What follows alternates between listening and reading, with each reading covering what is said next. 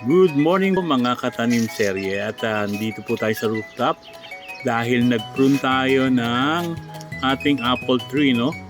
Kasi sobrang taas na, no? Kaya ngayon po ay pinutol ko siya, pero gagawin ko siya ulit na may experiment kasi ako na tumubo po, no? Ayan, pinutol ko siya tapos nilubog ko kasi po nagawa ko na po ito, no? Meron pong nabuhay, no? Experiment lang naman to, no? Nilagyan ko siya ng tinatawag na aloe vera. Yan po, nakita po nyo po yan na yan po ay may dahon na, no? Nakita po natin, sigurado may ugat na po yan.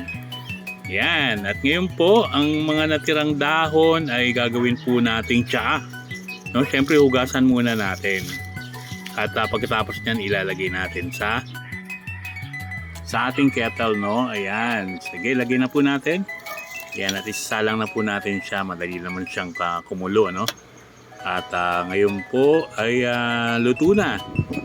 Titikman na po natin. Yan, tsaang-tsaan na po yan, no? Yan, titikman na po natin. Actually, first time ko po itong tikman, no?